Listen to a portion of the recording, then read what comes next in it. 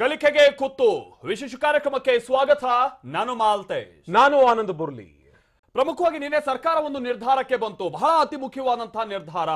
Online ಶಿಕ್ಷಣವನ್ನ 1ನೇ ತಾರೀಕಿನಿಂದ 1ನೇ ತರಗತಿಯಿಂದ 5ನೇ ತರಗತಿ, ಅದರಲ್ಲೂ ಪ್ರಮುಖವಾಗಿ ಅದರಲ್ಲಿ ಪ್ರೀ ನರ್ಸರಿಯೂ ಕೂಡ ಬರುತ್ತೆ, ಕಿಂಡರ್ ಗಾರ್ಟನ್ ವಿಚಾರಕ್ಕೂ ಕೂಡ ಬರುತ್ತೆ, ಅಂದ್ರೆ LKG UKG ಇವರೆಲ್ಲರಿಗೂ ಕೂಡ ಆನ್ಲೈನ್ ಶಿಕ್ಷಣವನ್ನ ಕೊಡಬಾರ್ದು, ಸದ್ಯದ ಮಟ್ಟಿಗೆ ಬಂದ್ ಆಗ್ಬೇಕು ಅನ್ನುವಂತ ನಿಟ್ಟಿನಲ್ಲಿ ಸರ್ಕಾರ ನಿನ್ನೆ ಒಂದು ಅತಿ ಮುಖ್ಯವಾದಂತಹ ನಿರ್ಧಾರವನ್ನ ತೆಗೆದುಕೊಂಡಿದೆ.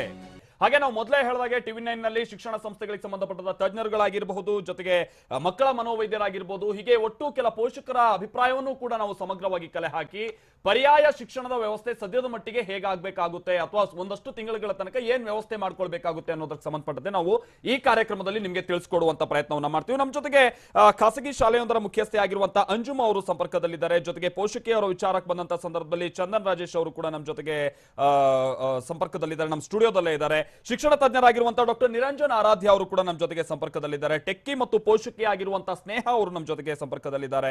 ಆಮೇಲೆ ಮಕ್ಕಳ ಮನೋವೈದ್ಯ ಆಗಿರುವಂತಹ ಡಾಕ್ಟರ್ ಸುಹಾಸಿನಿ ಅವರು ಕೂಡ ನಮ್ಮ ಜೊತೆಗೆ ಜಾಯಿನ್ ಆಗ್ತಾರೆ. ಆಗ್ಲೇ ನೋಡ್ತಾ ಇದ್ವಿ, ಆಲ್ಟರ್ನೇಟ್ ಕಲಿಕೆ ಅಥವಾ ಪರ್ಯಾಯವಾದಂತಹ ಕಲಿಕೆ ಏನಿರಬೇಕು ಅನ್ನುವಂತ ವಿಚಾರಕ್ಕೆ ಡಾಕ್ಟರ್ ನಿರಂಜನ್ ಆರಾಧ್ಯ ಅವರು ಬಹುಮುಖ್ಯವಾಗಿ ಒಂದಷ್ಟು ಅಂಶಗಳನ್ನ ಹೇಳ್ತಾ ಹೋಗ್ತಾ ಇದ್ರು. ಅದಕ್ಕಿಂತ ಇಂಪಾರ್ಟೆಂಟ್ ಆಗಿ ಖಾಸಗಿ ಶಾಲೆಗಳ ಮೇಲೆ ಇರುವಂತ ಬಹುದೊಡ್ಡ ಆರೋಪ ಈ ಆನ್ಲೈನ್ ಶಿಕ್ಷಣವನ್ನ ದುಡ್ಡು ವಸೂಲಿ ಮಾಡುವಂತ ದಂಧೆಯನ್ನಾಗಿ ಪರಿವರ್ತಿಸುವಂತ ನಿಟ್ಟಿನಲ್ಲಿ ಕೆಲಸ ಮಾಡ್ತಾ ಇದ್ರು ಅಂತ ಹೇಳಿ. ಅಂಜುಮ್ ಸಭಾ ಅವರೇ, ಒಂದು ವಿಚಾರ ಇದೆ ಇಲ್ಲಿ, ಖಾಸಗಿ ಶಾಲೆಗಳ ವಿರುದ್ಧ ಕೇಳಿ ಬರ್ತಾ ಇದ್ದಂತ ಆರೋಪ ಅದು. ಆದ್ರೆ ಆನ್ಲೈನ್ ಶಿಕ್ಷಣವನ್ನು ಸದ್ಯಕ್ಕೆ ರದ್ದು ಮಾಡಿದ್ದಾರೆ. ಹಾಗಾಗಿ ವಿದ್ಯಾರ್ಥಿಗಳಿಗೆ ಪರ್ಯಾಯ ಕಲಿಕೆ ಕೊಡೋದಕ್ಕೆ ಖಾಸಗಿ ಶಾಲೆಗಳಿಗೆ ಸಾಧ್ಯ ಆಗುತ್ತಾ? ಶಾಲೆಗಳಿಗೆ ಇವಾಗ ಹೇಗಾಗಿದೆ ಅಂದರೆ ಅವ್ರು ಏನು ಮಾಡಿದ್ರು ಒಂದು ಸಂಕೋಚನೆ ಇದೆ. ಯಾವ ರೀತಿ ಯಾವ ಡೈರೆಕ್ಷನಲ್ಲಿ ಹೋಗ್ಬೇಕಂತ ಏನು ಗೊತ್ತಾಗ್ತಾ ಇಲ್ಲ. ಯಾಕಂದರೆ ಕ್ಲಿಯರ್ ಆಗಿ ಡೈರೆಕ್ಟಿವ್ಸ್ ಬರೋದು ನಮಗೆ ತುಂಬ ಕಷ್ಟ ಆಗ್ತಾ ಇದೆ. ಒಂದಿನ ಗೌರ್ಮೆಂಟ್ ಒಂದು ಮಾತು ಹೇಳಿದ್ರೆ ನೆಕ್ಸ್ಟ್ ದಿನ ಅದರದ್ದು ವಿರುದ್ಧವಾಗಿ ಬೇರೆ ಇನ್ನೊಂದು ಸ್ಟೇಟ್ಮೆಂಟ್ ಬರ್ತಾ ಇದೆ. ಹಾಗಾಗೇ ಪೇರೆಂಟ್ಸ್ ಮನ್ಸ್ನಲ್ಲಿ ಏನು ನಡೀತಾ ಇದೆ ಅಂತ ಅನ್ಕೊಳ್ಳೋದು ಕಷ್ಟ ಆಗ್ತಾ ಇದೆ. ಸೋಷಿಯಲ್ ಮೀಡಿಯಾನಲ್ಲಿ ತುಂಬ ಜಾಸ್ತಿ ನಡೀತಾ ಇದೆ. ಆದರೆ ನಮ್ಮ ಪೇರೆಂಟ್ಸು ಈಚ್ ಪರ್ಟಿಕ್ಯುಲರ್ ಸ್ಕೂಲ್ ಆಗಿರೋಕ್ಕೋಸ್ಕರ ಆ ಸ್ಕೂಲ್ ಪೇರೆಂಟ್ಸ್ ಏನು ಅನ್ಕೊಳ್ತಾರೆ, ಅವ್ರ ಮನಸ್ಸಿನಲ್ಲಿ ಏನಿದೆ ಅಂತ ತಿಳಿಯೋದು ತುಂಬ ಮುಖ್ಯ. ಅದರಿಂದ ನಾವು ನಮ್ಮ ಪರ್ಟಿಕ್ಯುಲರ್ ಸ್ಕೂಲ್ಸ್ ಆಗಿ ನಾವು ಯಾವ ಥರ ಏನು ಡೆವಲಪ್ ಮಾಡ್ಬೋದು ಪ್ರೋಗ್ರಾಮು. ಇವಾಗ online is out of question, ಯಾಕಂದರೆ government has ruled it out completely. So ನಾವು ಇನ್ ದ್ಯಾಟ್ ಪ್ಲೇಸ್ ನಾವು ಏನು ಯಾವ ಥರ ಏನನ್ನ ರಿಪ್ಲೇಸ್ ಮಾಡ್ಬೋದು ಅಂತ ನಾವು ಯೋಚನೆ ಮಾಡ್ತಾ ಇದ್ದೀವಿ. ದಿ ಓನ್ಲಿ ಸೊಲ್ಯೂಷನ್ ನಮ್ಗೇನು ಬಂತಂದರೆ ವರ್ಕ್ಶೀಟ್ಸ್ ಪ್ರೊವೈಡ್ ಮಾಡೋಣ ಮಕ್ಕಳಿಗೆ. ಆ ವರ್ಕ್ಶೀಟ್ಸ್ ಹೇಗೆ ಕಂಪ್ಲೀಟ್ ಮಾಡಬೇಕು ಮಕ್ಕಳು, ಅದ್ರ ಬಗ್ಗೆ ಸಣ್ಣ ಪುಟ್ಟ ವಿಡಿಯೋಸ್ ತಗೊಂಡು ಪೇರೆಂಟ್ಸ್ಗೆ ಫಾರ್ವರ್ಡ್ ಮಾಡ್ತೀವಿ. ಇವಾಗ ಇದರಲ್ಲಿ ಏನಾಗುತ್ತೆ, ಪೇರೆಂಟ್ಸ್ ಅವ್ರ ಟೈಮ್ ಪ್ರಕಾರ ಅವ್ರ ಅನುಕೂಲತೆ ಪ್ರಕಾರ ಕೂತ್ಕೊಂಡು ಮಕ್ಕಳನ್ನ ಹೇಳ್ಕೊಡ್ಬೋದು. ಆದರೆ ನಾವು ಹೇಳ್ಕೊಡೋ ರೀತಿ ಅವ್ರು ಹೇಳ್ಕೊಡೋ ರೀತಿನಲ್ಲಿ ತುಂಬಾ ವ್ಯತ್ಯಾಸ ಇರುತ್ತೆ, ಅದಂತೂ ಖಂಡಿತ. ಆಮೇಲೆ 1 ವರ್ಷ ಮಕ್ಕಳು ಕಳ್ಕೊಳ್ಳೋದು ನನ್ನ ಪ್ರಕಾರ ಸರಿ ಇಲ್ಲ. ಯಾಕಂದರೆ ಅವ್ರ ಡೆವಲಪ್ಮೆಂಟ್ ಮೇಲೆ ತುಂಬ ಅದರದ್ದು ಎಫೆಕ್ಟ್ ಇರುತ್ತೆ.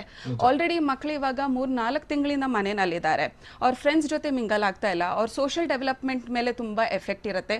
Not just social development, emotional development ಮೇಲೇನೂ ಅವ್ರಿಗೆ ಎಫೆಕ್ಟ್ ಇರುತ್ತೆ.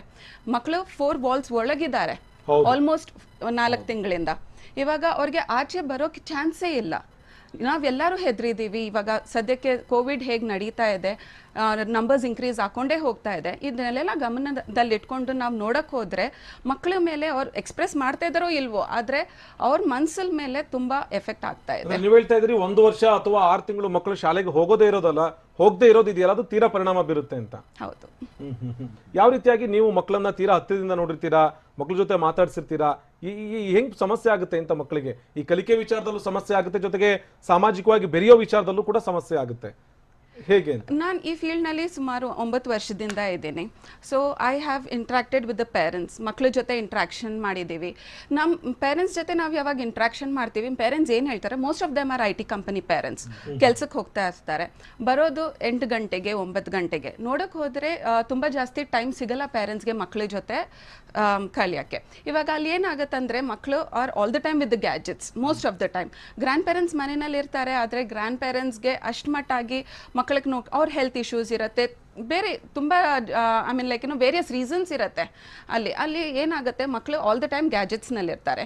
ಇವಾಗ ನನ್ನ ಪ್ರಕಾರ ಇದು ನನ್ನ ಒಪಿನಿಯನ್ ಏನಂದರೆ ಇವಾಗ್ಲೂ ಇವಾಗ IT ಕಂಪನೀಸ್ ಎಲ್ಲ ವರ್ಕ್ ಮಾಡೋದು ಸ್ಟಾರ್ಟ್ ಆಗಿದೆ. ಕೆಲವು ಪೇರೆಂಟ್ಸ್ ಮನೆಯಿಂದ ವರ್ಕ್ ಮಾಡ್ತಾ ಇದ್ದಾರೆ, ಆದರೂ ಕೂಡ ಮಕ್ಕಳು ಇನ್ನೂ ಗ್ಯಾಜೆಟ್ಸ್ನಲ್ಲೇ ಇರ್ತಾರೆ, ಅವ್ರು ಆಚೆ ಬರಲ್ಲ. It is going to have a great impact on their mental development because we completely ನಾವು ಗ್ಯಾಜೆಟ್ಸ್ ಮಕ್ಕಳು ಯೂಸ್ ಮಾಡಬಾರ್ದು. ಯಾಕಂದರೆ ದಿಸ್ ವಿಲ್ ಇವಾಗ ಮಕ್ಕಳು ಹುಟ್ಟಿದ ತಕ್ಷಣ ಗ್ಯಾಜೆಟ್ ಕೈನಲ್ಲಿ ಕೊಡ್ತಾರೆ, ಮಕ್ಕಳು ಊಟ ಮಾಡಿಲ್ವಾ ಗ್ಯಾಜೆಟ್ ಕೈನಲ್ಲಿ ಕೊಡ್ತಾರೆ. ಯಾಕಂದ್ರೆ ಅದು ನಮ್ಮ ಅನುಕೂಲತೆಗೆ ನಾವು ಗ್ಯಾಜೆಟ್ ಕೊಡೋದು ಮಗು ಕೈಗೆ, ಇಲ್ಲ ಅಭ್ಯಾಸ ಆಗತ್ತೆ. ಮಕ್ಕಳು ತಾನಾಗಿ ತಗೊಳ್ಳಲ್ಲ ಅಂಟಿಲ್ ಅನ್ಲೆಸ್ ನಾವು ಕೊಡುವವರೆಗೂ. ಸೊ ಇಲ್ಲಿ ಏನಾಗುತ್ತೆ ಅಂದರೆ ಮೆಂಟಲ್ ಡೆವಲಪ್ಮೆಂಟ್ ಮೇಲೆ ಜಾಸ್ತಿ ಎಫೆಕ್ಟ್ ಇರುತ್ತೆ. Even it can also lead to autism. If a child is been exposed from 0 to 3 years under excessive screen time, it will lead to autism. Okay ನಮ್ಮ ಜೊತೆಗೆ ಸ್ನೇಹ ಅಂತ ಹೇಳಿ ಒಬ್ರು ಪೋಷಕಿ ಜಾಯ್ನ್ ಆಗಿದ್ದಾರೆ. ಸ್ನೇಹ ಅವರೇ, ಮಕ್ಕಳನ್ನ ಶಾಲೆಗೆ ಕಳಿಸೋದಕ್ಕೆ ದೊಡ್ಡ ಮಟ್ಟದ ಭಯ ಇದೆ, ಅದ್ರ ಜೊತೆಗೆ ಆತಂಕ ಕೂಡ ಕಾಡ್ತಾ ಇದೆ. ಇಂಥ ಸಂಕಷ್ಟದ ಸಂದರ್ಭದಲ್ಲಿ ಶಾಲೆಗೆ ಯಾಕೆ ಕಳಿಸ್ಬೇಕು ಅಂತ ಹೇಳಿ, ಹೀಗಾಗಿನೇ ಆನ್ಲೈನ್ ಕ್ಲಾಸ್ ಅಂತ ಹೇಳಿ ವಿದ್ಯಾರ್ಥಿಗಳಿಗೆ ಸಿಗ್ತಾ ಇತ್ತು ಇಷ್ಟು ದಿವಸಗಳ ಕಾಲ. ಆದ್ರೆ ಸರ್ಕಾರ ಅದನ್ನು ಕೂಡ ರದ್ದು ಮಾಡಿದೆ. ಈ ಕಲಿಕೆ ಅನ್ನೋದು ನಿಂತು ಹೋಗುತ್ತಾ ಅನ್ನುವಂತ ಅನುಮಾನ ಕಾಡ್ತಾ ಇದೆ. ನಿಮ್ಮ ಮಗುವಿಗೂ ಕೂಡ ಕಲಿಕೆ ಅನ್ನೋದು ನಿಂತು ಹೋಗುತ್ತಾ, ಅಥವಾ ಈ ಪಠ್ಯಕ್ರಮ ಸಿಗೋದೇ ಇಲ್ವಾ, ಓದಿಸೋದಕ್ಕೆ ಸಾಧ್ಯನೇ ಆಗೋದಿಲ್ವಾ, ಇಂಥ ಒಂದಷ್ಟು ಆತಂಕ ನಿಮ್ಮನ್ನು ಕಾಡ್ತಾ ಇದೆಯಾ ಅಂತ? See, online classes, first of all, I was not always onto the online class. Yakandre, me being in the technical field, nange actually gottu connect aguvaga ಒಂದು online class connect aguvaga ಅಥವಾ the interaction that we do usually on the virtual classes or ಅಥವಾ virtual meeting ಅಲ್ಲಿ connectivity issues ಬಹಳ ಇರುತ್ತೆ, and the impact that is going to happen ಅಂದ್ರೆ ನಾವು face to face ಮಾತಾಡೋದಕ್ಕೂ virtual ಆಗಿ ಮಾತಾಡೋದಕ್ಕೂ ದೊಡ್ಡವರಾಗಿರೋ ನಮಗೇನೆ ತುಂಬಾನೇ problem ಆಗ್ತಾ ಇರುತ್ತೆ. ಅಂಡ್ ಟು ಮೆನ್ಷನ್, ನನ್ನ ಮಗಳು ಕೂಡ ಆನ್ಲೈನ್ ಕ್ಲಾಸಸ್ ನಡೀತು from past 20 days. She is been on the online class, but let me tell you, ಅವಳು ಎಂಜಾಯೇ ಮಾಡ್ತಾ ಇರಲಿಲ್ಲ. She was not on to it, concentrate ಮಾಡಕ್ ಆಗ್ತಾ ಇರಲಿಲ್ಲ. ಅಂಡ್ ಕನೆಕ್ಟಿವಿಟಿ ಇಶ್ಯೂ ತುಂಬಾ ಇರ್ತಾ ಇತ್ತು ಅದರಲ್ಲಿ. ಟೀಚರ್ಸ್ಗೆ ಕೋಆರ್ಡಿನೇಟ್ ಮಾಡೋದ್ರೆಲ್ಲ ಇರ್ತಾ ಇತ್ತು. ನಾಯ್ಸ್ ಬಹಳಷ್ಟು.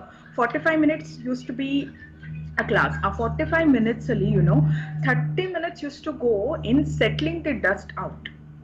ಅಂದ್ರೆ ಮಕ್ಕಳನ್ನ ಸೆಟಲ್ ಮಾಡೋದು, ಆ ಕನೆಕ್ಟಿವಿಟಿನ ಸೆಟಲ್ ಮಾಡೋದು ಅಥವಾ ಕಂಟೆಂಟ್ ನ ಫೈನಲೈಸ್ ಮಾಡೋದ್ರಲ್ಲೇ ಆಗೋಗ್ತಾ ಇತ್ತು. Next 10 to 15 minutes was the online class. So ಹಂಗಿದ್ದಾಗ ನನ್ಗನ್ಸುತ್ತೆ ಆನ್ಲೈನ್ ಕ್ಲಾಸ್ ಏನ್ ಅಷ್ಟು ಡಿಫ್ರೆನ್ಸ್ ಮಾಡಲ್ಲ. ನೀವು ಮಾಡಿದ್ರು ಅಷ್ಟೇ, ಮಾಡಿಲ್ಲ ಅಂದ್ರೂ ಅಷ್ಟೇ. Online classes is not that effective. So like ಇವಾಗ ತಾನೇ ಅವರೊಬ್ರು ಸ್ಕೂಲ್ ಪರ್ಸನ್ ಹೇಳ್ತಾ ಇದ್ರು ದಟ್ ವರ್ಕ್ಶೀಟ್ಸ್ ನ ಕೊಡ್ತೀವಿ ನಾವು, ಸ್ಕೂಲ್ಸ್ ವರ್ಕ್ಶೀಟ್ ನ ಕೊಟ್ಟು ಮಕ್ಕಳಿಗೆ ಪ್ರಾಕ್ಟೀಸ್ ಮಾಡಿಸ್ತೀನಿ ಅಂತ. That should be a better option. And also she mentioned gadgets ಕೊಡೋದ್ರಿಂದ ಸ್ಕ್ರೀನ್ ಟೈಮ್ ಜಾಸ್ತಿ ಆಗೋದ್ರಿಂದ ಮಕ್ಕಳಿಗೆ ಇಂಪ್ಯಾಕ್ಟ್ ಆಗುತ್ತೆ. ಕರೆಕ್ಟ್, ಮಕ್ಕಳಿಗೆ ಖಂಡಿತ ಮೇಡಮ್, ಮತ್ತೆ ನಿಮ್ ಜೊತೆಗೆ ಮಾತಾಡ್ತೀನಿ. ಯಾಕೆ ಅಂತ ಹೇಳಿದ್ರೆ ಇರುವಂತಹ ವ್ಯಾಲಿಡ್ ಪಾಯಿಂಟ್ ಅನ್ನ ಇಲ್ಲಿ ಅಂಜುಮ್ ಸಭಾ ಅವ್ರು ಹೇಳ್ತಾ ಇದ್ರು. ಇಲ್ಲಿ ವರ್ಕ್ಶೀಟ್ ಅನ್ನ ಕೊಡ್ತೀವಿ, ಅದನ್ನ ಹೇಗೆ ಕಂಪ್ಲೀಟ್ ಮಾಡಬೇಕು ಅಂತೇಳಿ ಪೋಷಕರಿಗೆ ಚಿಕ್ಕ ಚಿಕ್ಕ ವಿಡಿಯೋ ಮಾಡಿ ಕಳಿಸ್ತೀವಿ. ಆ ಮೂಲಕ ಕಲಿಕೆಯನ್ನು ನಿರಂತರವಾಗಿ ನಾವು ಹಿಡಿದಿಟ್ಕೊಳ್ಳೋದಕ್ಕೆ ಅಥವಾ ನಡೆಸೋದಕ್ಕೆ ಸಾಧ್ಯ ಆಗುತ್ತೆ ಅಂತ. ಇಂಥ ಒಂದಷ್ಟು ಪರ್ಯಾಯ ಮಾರ್ಗವನ್ನ ಕಂಡುಕೊಳ್ಳುವಂತ ನಿಟ್ಟಿನಲ್ಲಿ ಇತ್ತ ಪೋಷಕರು ಕೂಡ ಹೇಳಬೇಕು, ಅತ್ತ ಶಿಕ್ಷಣ ತಜ್ಞರು ಕೂಡ ಹೇಳಬೇಕು, ಅದರ ಜೊತೆಗೆ ಶಾಲೆಯ ಮುಖ್ಯಸ್ಥರುಗಳು ಕೂಡ ಹೇಳಬೇಕು. ಅದೇ ಕಾರಣಕ್ಕಾಗಿ TV9 ಇವತ್ತು ಕಲಿಕೆಗೆ ಕುತ್ತು ಅನ್ನುವಂತಹ ಈ ಅಭಿಯಾನವನ್ನ ನಡೆಸ್ತಾ ಇರೋದು. ಇಲ್ಲಿ ಮಾರ್ಗೋಪಾಯವನ್ನ ಕಂಡು ಹಿಡಿಲೇಬೇಕಾದಂತ ಅನಿವಾರ್ಯತೆಯಲ್ಲಿದ್ದೀವಿ. ಇಲ್ಲಿ ಡಾಕ್ಟರ್ ಹೇಳ್ತಾ ಇರೋ ಹಾಗೆ ಅಥವಾ ಶಾಲೆ ಮುಖ್ಯಸ್ಥರು ಹೇಳ್ತಾ ಇರೋ ಹಾಗೆ ಪರ್ಯಾಯ ಮಾರ್ಗಗಳು ಒಂದೊಂದಾಗಿ ಒಬ್ರು ಹೇಳ್ತಾ ಹೋದ್ರೆ ಕೊನೆಯದಾಗಿ ಒಂದು ಕನ್ಕ್ಲೂಷನ್ಗೆ ಬರೋದಕ್ಕೆ ಸಾಧ್ಯ ಆಗುತ್ತೆ. ಮತ್ತಷ್ಟು ಮಾತಾಡೋಣ. ಮೈಸೂರಿನಿಂದ ಕೂಡ ಪೋಷಕರು ಜಾಯ್ನ್ ಆಗಿದ್ದಾರೆ. ಮೇಡಮ್, ಇನ್ನೊಂದು ವಿಚಾರ ಡಾಕ್ಟರ್ ಅಂಜುಮ್ ಸಭಾ ಅವರೇ, ಈಗ ಪೋಷಕರು ನಿಮ್ ಬಳಿನೂ ಕೂಡ ಬಹಳ ಮಂದಿ ಬಂದು ಈಗ ನೀವು ಹೇಳ್ತಾ ಇದ್ರಿ ಕೆಲವರು ಆನ್ಲೈನ್ ಕ್ಲಾಸಸ್ಗಳಿಗೂ ಕೂಡ ಒತ್ತಾಯ ಮಾಡ್ತಾ ಇದ್ರು ಅಂತ ಹೇಳಿ. ಬಟ್ ಈಗ ಆನ್ಲೈನ್ ಕ್ಲಾಸಸ್ ಇಲ್ಲ, ಪರ್ಯಾಯ ವ್ಯವಸ್ಥೆ ಏನು ಅಂತ ಬಂದಾಗ ಪೋಷಕರಲ್ಲಿ ಆ ಭಯ ಏನಾದ್ರು ಇದ್ದಂಗೆ ಕಾಣಿಸ್ತಾ ಇದೆಯಾ? ಅಯ್ಯೋ ನಮ್ಮನೆ ಹುಡುಗ ಹಿಂಗೆ ಕ್ಲಾಸಸ್ ಶುರು ಆಗ್ಲಿಲ್ಲ ಅಂತಂದ್ರೆ ಏನ್ ಕತೆ, ಕಲಿಕೆ ಮೇಲಿನ ಹಿಡಿತಾ ಹೋಗ್ಬಿಡುತ್ತಾ, ಅದು ನಿಮ್ಮ ಹತ್ರ ಹೇಗ್ ಬಂದು ಹೇಳ್ಕೊಳ್ತಾ ಇದ್ದಾರೆ ಅಂತ. ಆಮೇಲೆ ಅವರಿಗೆಲ್ಲ ಒಂದು ಐಡಿಯಾ ಇದೆಯಾ ಇನ್ನೂ 2-3 ತಿಂಗಳ ತನಕನೂ ಕೂಡ ಕ್ಲಾಸಸ್ ಆರಂಭ ಆಗದೆ ಮುಂದಕ್ಕೆ ಹೋಗ್ಬೋದು ಅಂತ ಹೇಳಿ? ಐಡಿಯಾ ಅಂತೂ ಡೆಫಿನೆಟ್ ಆಗಿದೆ. ಯಾಕಂದರೆ ದಿನ ಪತ್ರಿಕೆನಲ್ಲಿ ನಾವು ನೋಡ್ತಾನೆ ಇದ್ದೀವಿ ಹೇಗೆ ಮುಂದುವರಿತಾ ಇದೆ ಅಂತ. And more over decisions are not stable is what I can say. ಇವಾಗ ಮುಂದೆ ಹೋಗ್ಬಿಟ್ಟು ಎಷ್ಟು ತಿಂಗಳು ಮಕ್ಕಳು ಸ್ಕೂಲಿಗೆ ಬರಲ್ಲ, ಅದು ದೊಡ್ಡ ಪ್ರಶ್ನೆ. ಯಾಕಂದ್ರೆ parents are not accepting for kids to come to school till the age of 10. ಇವಾಗ ದೊಡ್ಡ ಪ್ರಶ್ನೆ ಅದೇ, ಹೇಗೆ ಎಜುಕೇಷನ್ನ ಮುಂದುವರಿಸಬೇಕು, ಪೇರೆಂಟ್ಸ್ ಯಾವ ಮಟ್ಟಿಗೆ ಮಕ್ಕಳಿಗೆ ಮನೆಯಲ್ಲಿ ಹೇಳ್ಕೊಳ್ಬೋದು, ಅದು ಮೆಥಡಾಲಜೀಸ್ ಆ ಟೆಕ್ನಿಕ್ಸ್ ಎಲ್ಲ ಯೂಟಿಲೈಸ್ ಮಾಡಿಬಿಟ್ಟು ಹೇಳ್ಕೊಡಕ್ಕೆ ಆಗತ್ತಾ, ವರ್ಕಿಂಗ್ ಪೇರೆಂಟ್ಸ್ ಇದ್ರೆ ಹೇಗೆ ಕೋಪ್ ಅಪ್ ಮಾಡ್ತಾರೆ. ಬಟ್ ಇದು ಪ್ರಶ್ನೆ. ಆಮೇಲೆ ನಾವು ಇಲ್ಲಿ ಎಲ್ಲವೂ ಕೂಡ ಖಾಸಗಿ ಶಾಲಾ ಮಕ್ಕಳ ದೃಷ್ಟಿಲೇ ನೋಡೋಕ್ಕಾಗಲ್ಲ, ಸರ್ಕಾರಿ ಶಾಲಾ ಮಕ್ಕಳ ದೃಷ್ಟಿಲಿ ಅತಿ ಹೆಚ್ಚಾಗಿ ನಾವು ಇದನ್ನ ಗಮನ ಕೊಟ್ಟು ನೋಡ್ಬೇಕಾಗುತ್ತೆ.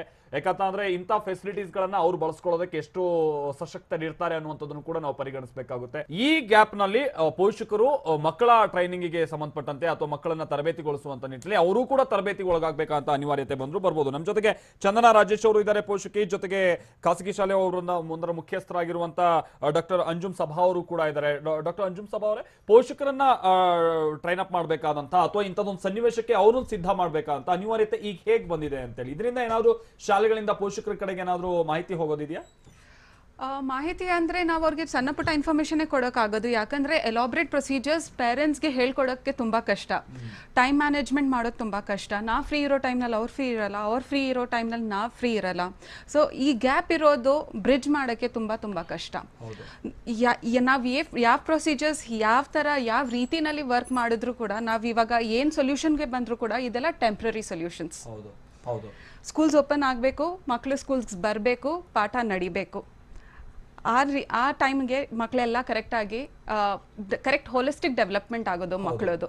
ಯಾಕಂದರೆ ಮಕ್ಕಳಿಗೆ ಬೇರೆ ಹೇಳ್ಕೊಡೋದಲ್ಲ, ಅವ್ರದ್ದು ಕಾನ್ಫಿಡೆನ್ಸ್ ಡೆವಲಪ್ ಮಾಡೋದಿರುತ್ತೆ, ಅವ್ರಿಗೆ ಕ್ರಿಯೇಟಿವ್ ಆಸ್ಪೆಕ್ಟ್ ಹೇಳ್ಕೊಡೋದಿರುತ್ತೆ, ಸ್ಟೋರಿ ಟೆಲ್ಲಿಂಗ್ ಇರುತ್ತೆ, ರೈಮ್ಸ್ ಇರುತ್ತೆ, ವೇರಿಯಸ್ ಆಕ್ಟಿವಿಟೀಸ್ ಇರುತ್ತೆ ಸ್ಕೂಲ್ನಲ್ಲಿ ನಾವು ಮಾಡೋದು. ಪೋಷಕರಿಗೆ ಪಾಸಿಬಲ್ ಇದೆಯಾ ಇದೆಲ್ಲ ಮಕ್ಕಳಿಗೆ ಮನೆಯಲ್ಲಿ ಹೇಳ್ಕೊಡಕ್ಕೆ? ಅವ್ರಿಗೆ ಎಷ್ಟಂತ ಟ್ರೈನ್ ಮಾಡ್ತೀವಿ, ಎಷ್ಟು ಗಂಟೆ ಅಂತ ಕೂರ್ಸ್ಕೊಂಡು ಅವ್ರಿಗೆ ಹೇಳ್ಕೊಡಕ್ಕಾಗತ್ತೆ? ಅವ್ರಿಗೆ ಎಷ್ಟು ಟೈಮ್ ಇರುತ್ತೆ ನಮ್ಮ ಜೊತೆ ಕೂತ್ಕೊಂಡು ಇದೆಲ್ಲ ಕಲಿಯಕ್ಕೆ? ಅದೊಂದು ತುಂಬಾ ದೊಡ್ಡ ಪ್ರಶ್ನೆ. ಬಟ್ ಈಗ ಮಕ್ಕಳಲ್ಲಿ ಇಂಟ್ರೆಸ್ಟ್ ಹೋಗದೆ ಇರೋ ರೀತಿಯಾಗಂತೂ ಪೋಷಕರು ಒಂದಷ್ಟು ಕ್ರಮ ತೆಗೆದುಕೊಳ್ಳೋದಕ್ಕೋ ಅಥವಾ ಮಕ್ಕಳ ಜೊತೆ ತುಂಬಾ ಚೆನ್ನಾಗಿ ಇಂಟ್ರಾಕ್ಷನ್ ಅಲ್ಲಿ ಇರೋದಕ್ಕೋ ಅವಕಾಶ ಇರುತ್ತೆ. ಅದೇ ಮತ್ತೆ ಡಿಪೆಂಡ್ ಆಗುತ್ತೆ ಪೇರೆಂಟ್ಸ್ ಹತ್ರ ಎಷ್ಟು ಟೈಮ್ ಇದೆ ಅವ್ರ ಮಕ್ಕಳಿಗೆ ಕೊಡಕ್ಕೆ, ಅವ್ರ ಜೊತೆ ಕೂತ್ಕೊಳ್ಳಕ್ಕೆ. ವರ್ಕಿಂಗ್ ಪೇರೆಂಟ್ಸ್ ಇದ್ರೆ ಅವ್ರು ಹೇಗೆ ಮ್ಯಾನೇಜ್ ಮಾಡ್ತಾರೆ ಅಂತ. So it depends. Every family has their own space, they have their own routine. ಆ ರೂಟೀನ್ ನ ಕಟ್ ಮಾಡಿಕೊಂಡು ಅವ್ರ ಮಕ್ಕಳ ಜೊತೆ ಕೂತ್ಕೊಂಡು ಟೈಮ್ ಆಕ್ಚುಲಿ ಎಂಗೇಜ್ ಮಾಡಕ್ಕೆ, ಆ ರೀತಿನಲ್ಲಿ ಎಂಗೇಜ್ ಮಾಡಕ್ ಆಗತ್ತಾ? ಹಾಲಿಸ್ಟಿಕ್ ಡೆವಲಪ್ಮೆಂಟ್ ಕೊಡಕ್ ಆಗತ್ತಾ? ಅದೊಂದು ದೊಡ್ಡ ಪ್ರಶ್ನೆ. ಕರೆಕ್ಟ್. ಹೌದು. ಡಾಕ್ಟರ್ ಅಂಜುಮ್ ಸಭಾ ಅವರೇ, ಈಗ ಪ್ರಮುಖವಾಗಿ ಶಿಕ್ಷಣ ಸಂಸ್ಥೆಗಳ ಹಿತದೃಷ್ಟಿಯನ್ನು ಕೂಡ ನಾವು ಗಮನಿಸಬೇಕಾಗುತ್ತೆ. ಯಾಕಂದ್ರೆ ಈ ಟೈಮ್ ನಲ್ಲಿ ಹೆಂಗೋ ನಾವು ಅವ್ರನ್ನ ದೂಷಿಸ್ಬಿಡ್ಬೋದು ಅಥವಾ ಸಾರ್ವಜನಿಕರು ದೂಷಿಸ್ಬಿಡ್ಬೋದು, ಬಟ್ ಲಾಂಗ್ ಟರ್ಮ್ ಅಲ್ಲಿ ಅವ್ರ ಸೇವೆ ಬಹಳ ಅತಿ ಮುಖ್ಯ. ಒಳ್ಳೆ ಶಿಕ್ಷಣ ಸಿಗ್ಬೇಕು ಅಂತ ಅಂದ್ರೆ ಈಗ ಏನೇನ್ ಸಮಸ್ಯೆಗಳು ಆಗ್ತಾ ಇವೆ ಅನುದಾನ ರಹಿತ ಶಾಲೆಗಳಿಗೆ ಪ್ರಮುಖವಾಗಿ? ಇವಾಗ ನೋಡಿ, ಕನಿಷ್ಠ 4 ತಿಂಗಳಿಂದ ನಮ್ಮ ಸ್ಕೂಲ್ಸ್ ಮುಚ್ಚಿದೆ. ಪೇರೆಂಟ್ಸ್ ಫೀಸ್ ಪೇ ಮಾಡಕ್ ರೆಡಿ ಇಲ್ಲ. ಡೆಫಿನೆಟ್ಲಿ ಫೀಸ್ ಪೇ ಮಾಡಕ್ ರೆಡಿ ಇರಲ್ಲ, ಯಾಕಂದ್ರೆ ಮಕ್ಕಳು ಸ್ಕೂಲ್ಗೆ ಬರ್ತಾ ಇಲ್ಲ. ಈ ಸಂದರ್ಭದಲ್ಲಿ ನಮ್ಮ ಹಾನರಬಲ್ ಮಿನಿಸ್ಟರ್ ಇಂದ ನಮಗೆ ಸ್ಟೇಟ್ಮೆಂಟ್ಸ್ ಬರುತ್ತೆ, ಹಿಂದಿನ ಫೀಸ್ ಕೇಳಬಾರ್ದು, ಮುಂದೆನೂ ಫೀಸ್ ಕೇಳಕ್ ಹೋಗಬೇಡಿ, ಯಾರು ಕಟ್ಟಕ್ಕಾಗತ್ತೆ ಅವ್ರು ಕಟ್ಟಲಿ, ಇಲ್ಲಂದ್ರೆ ನಿಮ್ಮ ಮೇಲೆ ಕ್ರಿಮಿನಲ್ ಚಾರ್ಜಸ್ ಇರುತ್ತೆ, ನಿಮ್ದು ಪರ್ಮಿಷನ್ ರದ್ದೋಗತ್ತೆ. ಇಂಥ ಸ್ಟೇಟ್ಮೆಂಟ್ಸ್ ನಮ್ಮ ಮಿನಿಸ್ಟರ್ ಕಡೆಯಿಂದ ಬಂದ್ರೆ ಪೇರೆಂಟ್ಸ್ ಮೇಲೆ ಇಂಪ್ಯಾಕ್ಟ್ ಏನಾಗತ್ತೆ?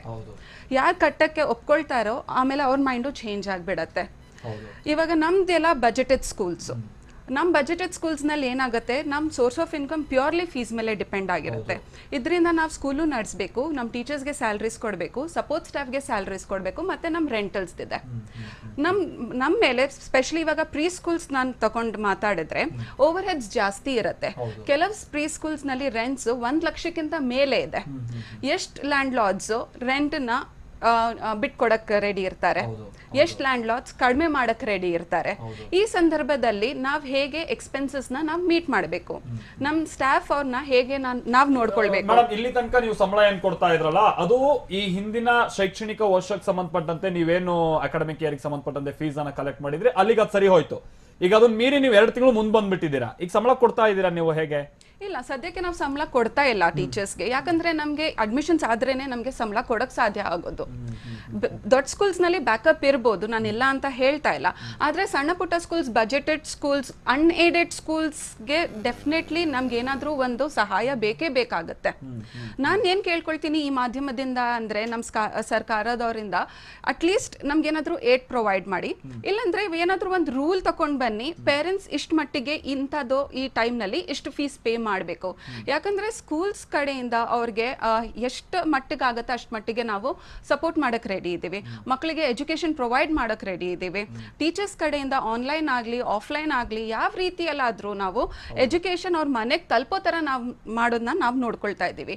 ಈ ಸಂದರ್ಭದಲ್ಲಿ ನಮ್ಮ ಕಡೆ ಏನು ವ್ಯವಸ್ಥೆಯನ್ನ ಮಾಡಲಾಗಿದೆ. ಮೇಡಮ್, ಈಗ ಒಂದು ಗೆಸ್ಸಿಂಗ್ ನಾನು ಜಸ್ಟ್ ಕೇಳೋದು, ಈಗ ಬೆಂಗಳೂರಿನಂತ ನಗರದಲ್ಲಿ 100 ಮಂದಿ ಹೊಂದಿರುವಂತ ಸ್ಕೂಲ್ ಆದ್ರೆ ತಿಂಗಳಿಗೆ ಎಷ್ಟು ಖರ್ಚು ಇಂಥ ಟೈಮ್ನಲ್ಲಿ ನೀವು ಸುಮ್ಮನೆ ವಹಿಸಬೇಕಾಗಿದೆ? ಈಗ ಅಂದ್ರೆ ಇನ್ಕಮ್ ಏನೂ ಇಲ್ಲ, ಮಕ್ಕಳು ವಿಚಾರ ಬಿಡಿ, ಸುಮ್ನೆ ಕೈಯಿಂದ ಹಾಕ್ಬೇಕಾಗಿರುವಂತ ದುಡ್ಡು ಎಷ್ಟಾಗುತ್ತೆ 100 ಮಕ್ಕಳಿಗೆ ಅಂತ? ಇವಾಗ ನನ್ನ ಸ್ಕೂಲ್ ಬಗ್ಗೆ ನಾನು ಮಾತಾಡಿದ್ರೆ, ನನ್ನ ಸ್ಕೂಲ್ನಲ್ಲಿ ನಾನು ರೆಂಟಲ್ಸೇ ಕಟ್ಟೋದು ಕನಿಷ್ಠ 1.5 ಲಕ್ಷ, ಪ್ಲಸ್ ಟೀಚರ್ಸ್ ಸ್ಯಾಲರೀಸ್ ಮತ್ತೆ ಸಪೋರ್ಟ್ ಸ್ಟಾಫ್ ಸ್ಯಾಲರೀಸ್ 2 ಲಕ್ಷ ಬರುತ್ತೆ. ಯಾಕಂದ್ರೆ ನಾವು ಪ್ರೊವೈಡ್ ಮಾಡೋ ಎಜುಕೇಶನ್ ಸ್ಟ್ಯಾಂಡರ್ಡ್ ಆಗಿರ್ಬೇಕು. ಸಣ್ಣ ಪುಟ್ಟ ಮಕ್ಕಳು ನಮ್ ಬರೋದು, ಅವ್ರ ಫೌಂಡೇಶನ್ ಎಲ್ಲ ನಮ್ ಕೈನಲ್ಲಿರೋದು. ಇಂಥ ಸಬ್ ಕ್ಯಾಟಗರಿ ಸಬ್ ಸ್ಟ್ಯಾಂಡರ್ಡ್ ಎಜುಕೇಶನ್ ಪ್ರೊವೈಡ್ ಅಂತೂ ಮಾಡಕ್ ಆಗಲ್ಲ. ಇಲ್ಲ ಅಂದ್ರೆ ಏನಿಲ್ಲ ಅಂದ್ರೆ ಈ ಟೈಮಲ್ಲಿ 3.5 ಲಕ್ಷ ತೆಗೆದಿಡಬೇಕು ಆರಾಮಾಗಿ, easily. That is only the rentals and the salary. Electricity ಇರುತ್ತೆ, ವಾಟರ್ ಸಪ್ಲೈ ಇರುತ್ತೆ, ಇಂಟರ್ನೆಟ್ ಇರುತ್ತೆ, ಪರ್ಸನಲ್ ಎಕ್ಸ್ಪೆಂಡಿಚರ್ಸ್ ಇರುತ್ತೆ. ಕರೆಕ್ಟ್ ಹೌದು. ಚಂದನ ರಾಜೇಶ್ವರ, ಕೊನೆಯದಾಗಿ ಪೋಷಕರ ಪಾತ್ರ ಏನು ಅನ್ನೋದನ್ನ ಬಹಳ ಸವಿವರವಾಗಿ ಹೇಳಿದ್ರಿ ನೀವು. ಇನ್ನೂ ಒಂದ್ 2-3 ತಿಂಗಳು ಇಂಥದನ್ನೆಲ್ಲ ಸಹಿಸ್ಕೊಳ್ಬೇಕಂತ ಅನಿವಾರ್ಯತೆ ಇದೆ. ಏನೊಂದು ಮೆಸೇಜ್ ಕೊಡೋಕೆ ಪ್ರಯತ್ನ ಪಡ್ತೀರಾ? ಈಗ ಹಿಂದೆ 2 ತಿಂಗಳು ಹೇಗೆ ನಡ್ಸ್ಕೊಂಡ್ಬಂದು ಅದೇ ರೀತಿ ಇನ್ನು 3 ತಿಂಗಳು ನಡೆಸೋದು ಕಷ್ಟ ಇಲ್ಲ, ಖಂಡಿತವಾಗಿ ಕಷ್ಟ ಇಲ್ಲ. ನಾ ಹೇಳಿದ್ನಲ್ಲ, ಮಕ್ಕಳನ್ನ ಮನೆ ನಾವು ಮಾಡೋ ಕೆಲಸಕ್ಕೆ ಅದೇ ಇದಕ್ಕೆ ಅವ್ರನ್ನೂ ಇನ್ವಾಲ್ವ್ ಮಾಡಿಕೊಂಡ್ರೆ ಕಷ್ಟ ಇಲ್ಲ. ಆ್ಯಂಡ್ ಇವಾಗ ಕ್ಲಾಸಸ್ ಕೂಡ ಸ್ಟಾರ್ಟ್ ಆಗೋದ್ರಿಂದ ಸ್ವಲ್ಪ ಮಟ್ಟಿಗೆ ಅಕಾಡೆಮಿಕ್ ಕೂಡ ಅವ್ರಿಗೆ ಟೈಮ್ ಇರುತ್ತೆ. ಸೊ ಆ ರುಟೀನು ಐ ಥಿಂಕ್ ಫಾಲೋ ಮಾಡ್ಬೋದು, ಸೊ ಕಷ್ಟ ಏನು ಅನ್ಸಲ್ಲ. ಹೌದು. ಥ್ಯಾಂಕ್ ಯು ಚಂದನ ರಾಜೇಶ್ ಅವರೇ, ಹಾಗೆ ಡಾಕ್ಟರ್ ಅಂಜುಮ್ ಸಭಾ ಅವರೇ, ಧನ್ಯವಾದ. ಇಷ್ಟೊತ್ತು ಕೂತು ಶಿಕ್ಷಣ ಸಂಸ್ಥೆಗಳು ಎದುರಿಸ್ತಾ ಇರುವಂತಹ ಸವಾಲು, ಪೋಷಕರ ಮುಂದಿರುವಂತಹ ಸವಾಲು ಬಹಳ ಸವಿವರವಾಗಿ ಹೇಳಿದ್ರಿ.